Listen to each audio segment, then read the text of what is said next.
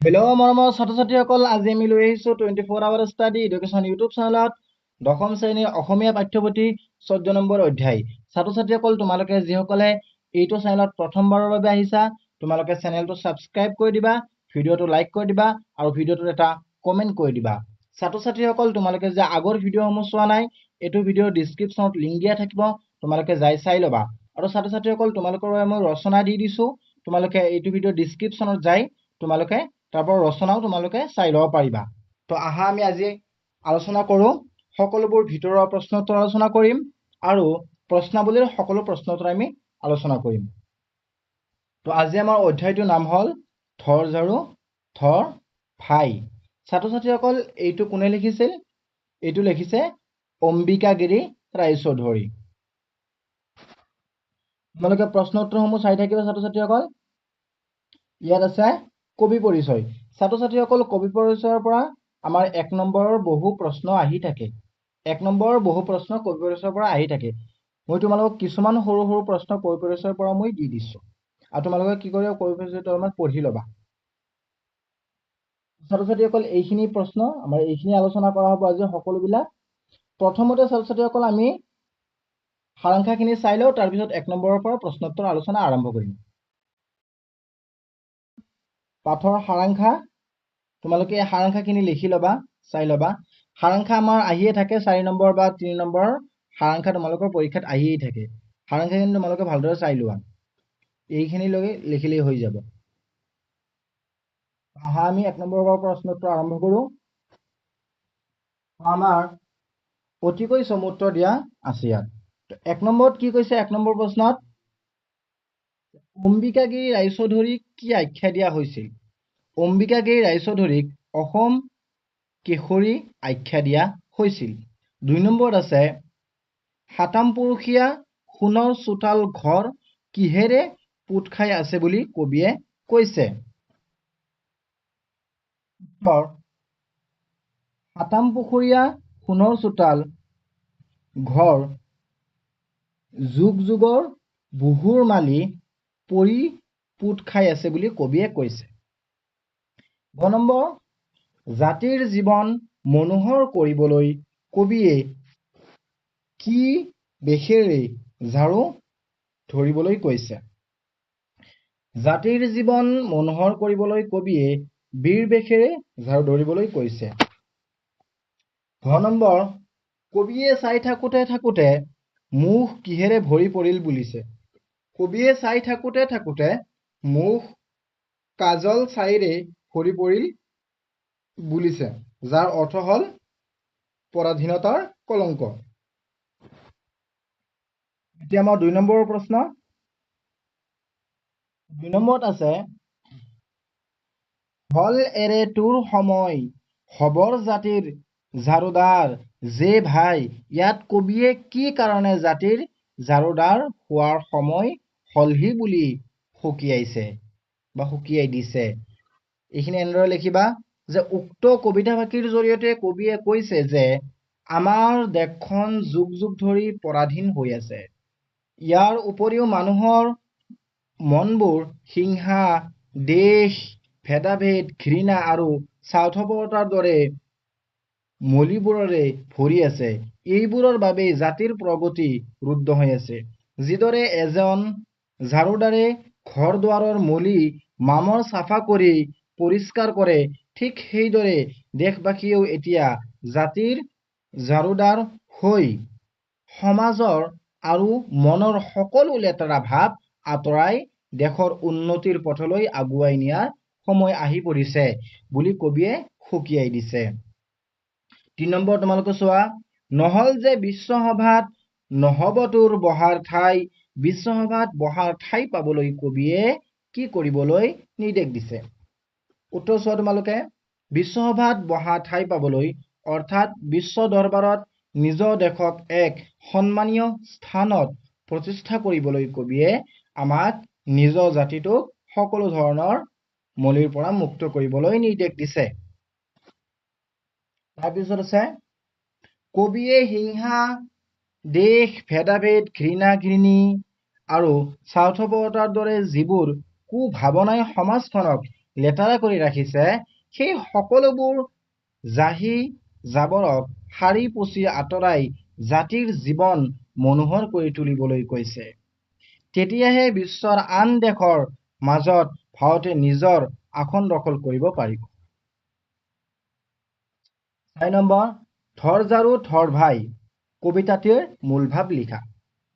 খুব সুন্দৰকৈ সৰুকৈ দিয়া আছে, চাই ল'বা তোমালোকে।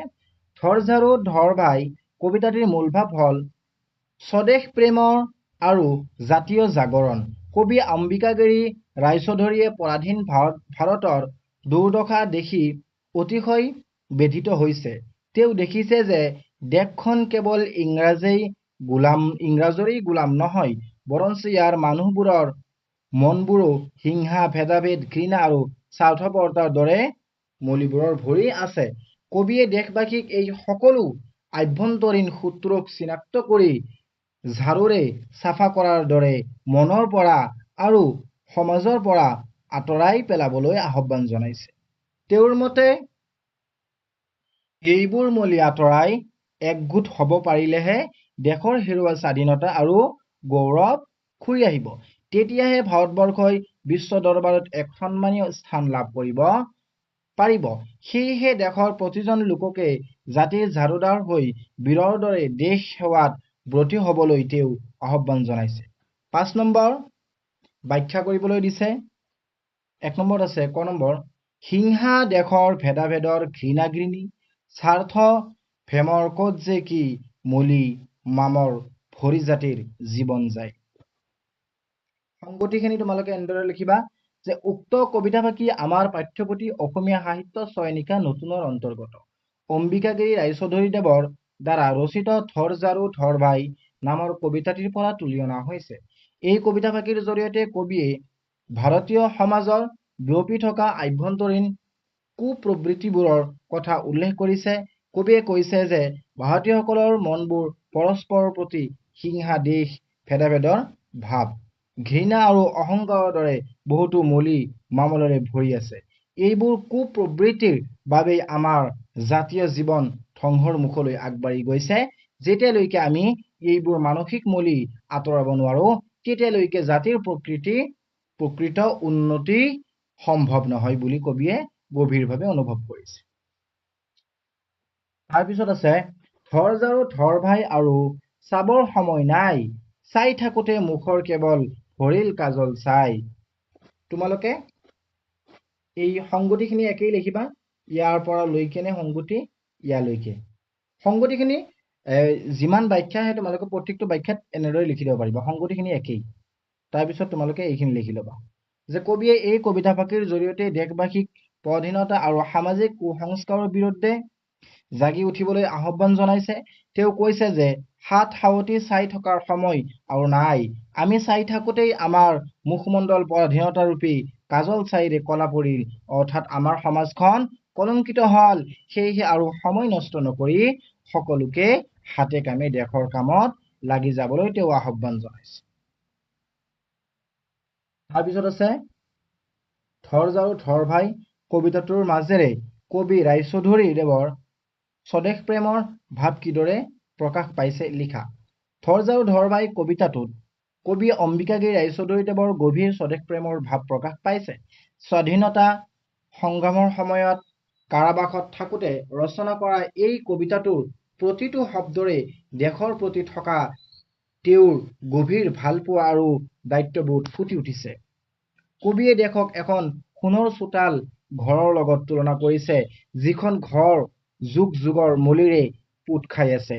এই মলিবোৰ হল পৰাধীনতা, হিংসা, বিদ্বেষ, ভেদাভেদ আৰু ঘৃণা। তেওঁ দেশবাসীক এইবোৰৰ বিৰুদ্ধে একগোট হৈ যুঁজিবলৈ আহ্বান জনাইছে। তেওঁৰ মতে দেশক ভাল পোৱা মানে কেৱল শত্ৰুৰ বিৰুদ্ধে যুঁজাই নহয়, বৰঞ্চ নিজৰ সমাজৰ আভ্যন্তৰীণ দুখ ত্ৰুটিবোৰ আঁতৰোৱা। কবিয়ে দেশবাসীক জাতিৰ ঝাৰুদাৰ হবলৈ কৈছে, যিটোৱে তেওঁৰ মনত থকা দেশ সেৱাৰ এক নতুন ধাৰণা দাঙি ধৰে। বিশ্ব সভাত নিজৰ দেশক এখন সন্মানীয় স্থানত দেখাৰ যি হাবিয়াস, সেয়াই তেওঁৰ স্বদেশ প্ৰেমৰ চূড়ান্ত নিদৰ্শন। ভাৱ বিষয়ক কৈছে, তলত দিয়া জুৰীয়া শব্দবোৰেৰে একোটিকৈ বাক্য ৰচনা কৰিবলৈ দিছে। তোমালোকে বাক্য ৰচনাখন ইয়াৰ পৰা চাই ল'ব পাৰা যে 1 নম্বৰত কি কৈছে, হিনে ঘৃণা, হিনে ঘৃণে পৰৰ গোলামী কৰি হিনে ঘৃণে জীয়াই থকাটো সন্মানৰ মৃত্যুৱেই শ্ৰেয়। জীয়াই থকাতকৈ সন্মানৰ মৃত্যুৱেই শ্ৰেয়। 6 নম্বৰত কৈছে যে ধাৰে ঋণে, সি ধাৰে ঋণে পোত খাই এতিয়া মাটি ঘৰ বিক্ৰী কৰাৰ কথা ভাবিছে। ঘৃণা ঘৃণী, সমাজত ঘৃণা ঘৃণী থাকিলে কেতিয়াও উন্নতি নহয়। জাহি জাবৰ, বানপানীৰ পাছত গাঁওখন জাহি জাবৰেৰে ভৰি পৰিল। সাৰি পুচি, বিয়াৰ আগদিনাখন তেওঁলোকে ঘৰটো ভালদৰে সাৰি পুচি ল'লে। বেলেগো তোমালোকে লিখিব পাৰা তোমালোকৰ যি ইচ্ছা। মলি মামৰ, বহুদিন চাফা নকৰাৰ বাবে কোঠাত মলি মামৰে ভৰি আছিল। তাৰপিছত তোমাৰ এই শব্দ অৰ্থ দিছে, মূৰ্ধন্য কিহৰ কাৰণে হ'ল তোমালোকে এইখিনি চাই ল'বা, ভালদৰে লিখি ল'বা। শব্দ অৰ্থবোৰ তোমালোকে এইখিনি চাই ল'বা। তাৰপিছত 3 নম্বৰত আছে বিপৰীত শব্দ। বিপৰীত শব্দ তোমালোকে জানাই, ঘৃণা, প্ৰেম, স্বাৰ্থ, নিস্বাৰ্থ, জীৱন, মৰণ, বীৰ, কাপোৰ, এই। তাৰপিছত আছে আমাৰ চমুত্তৰ কিছুমান, তোমাৰ এইবোৰ আমাৰ ভিতৰৰ প্ৰশ্নোত্তৰ যিবোৰ আলোচনা কৰা হৈছে সেইবোৰ হ'ল আমাৰ প্ৰশ্নাৱলীৰ প্ৰশ্নোত্তৰ। তো এইখিনি তোমালোকে চাই ল'ব পাৰা যে এইটো 2018 চনত আহিছে। থৰজাৰ আৰু থৰ ভাই কবিতাটোৰ কবি কোন? অম্বিয়াগিৰি ৰায়চৌধুৰী তোমালোকে জানাই। আৰু 2 নম্বৰত আছে যে কবিয়ে কিহেৰে মুখ ভৰি পৰিল বুলি কৈছে। 19 চনত আহিছিল। কবিয়ে কাজল ছাইৰে অৰ্থাৎ তোমাৰ পৰাধীনতাৰ গ্লানি মুখ ভৰি পৰিল বুলি কৈছে। তোমালোকে এইখিনি লিখি দিব পাৰা। 3 নম্বৰত কৈছে কবিয়ে কাক জাতিৰ জাৰুদাৰ হবলৈ কৈছে। 2020 চনত আহিছিল। কবিয়ে দেশৰ প্ৰতিজন লোককে জাতিৰ জাৰুদাৰ হবলৈ কৈছে। 4 নম্বৰত কৈছে কবিয়ে অম্বিকাগিৰি ৰায়চৌধুৰীক কি নামেৰে জনা যায়। অম্বিকাগিৰি ৰায়চৌধুৰীক অসম কেশৰী নামেৰে জনা যায়। এইটো 2022 চনত আহিছিল। দীঘলীয়া প্ৰশ্নোত্তৰ, মই তোমালোকক প্ৰশ্নোত্তৰটো পঢ়ি দিওঁ। থৰজাৰ আৰু ধৰবাই কবিতাটোৰ মাজেৰে কবিয়ে কি বাৰ্তা দিব বিচাৰিছে বহলাই লিখা। ভালদৰে দি দিয়া হৈছে, তোমালোকে ইয়াৰ পৰা লিখি ল'ব পাৰিবা। তো মোষ্ট ইম্পৰ্টেণ্ট হ'ব পাৰে, কাৰণ 19 চনত আৰু 22 চনতে আহিছিল, তাৰপিছত এতিয়ালৈকে অহা নাই। গতিকে 27 চনত অহাৰ সম্ভাৱনা খুবেই বেছি। তোমালোকে চাই ল'বা। প্ৰথমত এইখিনি লিখি ল'বা, তাৰপিছত তোমালোকে এইখিনি লিখিবা, বাছ হৈ যাব। তাৰপিছত কৈছে কবিতাটোত ঝাৰু শব্দটো কি অৰ্থত ব্যৱহাৰ কৰা হৈছে, ইয়াৰ অৰ্থ বিশ্লেষণ কৰা। 2020 চনত আহিছিল, তাৰপিছত আৰু অহা নাই। গতিকে বহুত দিনৰ পৰা অহা নাই, মিনিমাম 5 বছৰ হৈ গ'ল। গতিকে এইবাৰ আহিব পাৰে, তোমালোকে চাই ল'বা। এইখিনি লিখি ল'বা আৰু তাৰপিছত এইখিনি তোমালোকে ভালদৰে উঠাই ল'বা। এইখিনি ভালদৰে তোমালোকে উঠাই ল'বা। ছাত্ৰ ছাত্ৰীসকল, এই প্ৰশ্নবোৰ তোমালোকে অৱহেলা নকৰিবা দেই। এই সকলোবোৰ প্ৰশ্ন যিবোৰ পৰীক্ষাত আমাৰ আহিছে, এইবোৰ তোমালোকৰ বেছি ইম্পৰ্টেণ্ট হ'ব পাৰে, কাৰণ এইবোৰ বহুত দিনৰ পৰা অহা নাই, 1-2বাৰহে আহিছে। ছাত্ৰ ছাত্ৰীসকল, এতিয়া চোৱা, কিছুমান তোমাৰ কবি পৰিচয়ৰ পৰা আৰু ভিতৰৰ পৰা কিছুমান প্ৰশ্ন দি দিয়া হৈছে।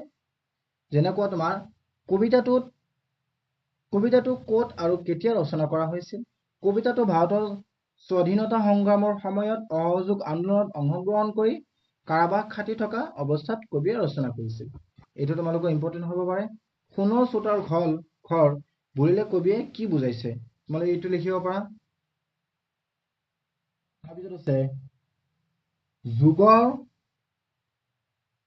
অৰ্থ কি, তোমালোকে ভালদৰে লিখি ল'বা এইখিনি। তাৰপিছত আছে 4 নম্বৰত কৈছে কবিয়ে কিয় আৰু চাবৰ সময় নাই বুলি কৈছে, তোমালোকে এইখিনি লিখি ল'ব পাৰা। 5 নম্বৰত কৈছে বীৰে বেশেৰে ঝাৰু ধৰিবলৈ কোৱা তাৎপৰ্য কি, এইটো তোমালোকক মই আগত পঢ়ি দিছো, তোমালোকে এইখিনি লিখি ল'ব পাৰা। এই ভিতৰৰ প্ৰশ্নোত্তৰবোৰ তোমালোকে অৱহেলা নকৰিবা ছাত্ৰ ছাত্ৰীসকল, তোমালোকে লিখিবা।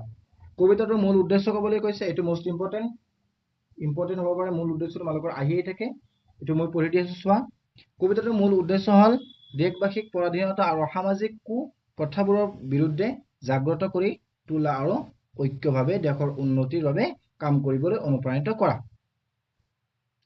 তাৰপিছত আছে 7 নম্বৰত অম্বিয়াগিৰি ৰায়চৌধুৰীৰ 2খন কবিতা পুথিৰ নাম লিখে। এইটো একদম মোষ্ট ইম্পৰ্টেণ্ট, ছাত্ৰ ছাত্ৰীসকল, অহাটো 100% চান্স আছে। চোৱা, এইটো 1 নম্বৰত লিখিবা তুমি আৰু লিখিবা বিনা, এই দুটা লিখিলে হৈ যাব।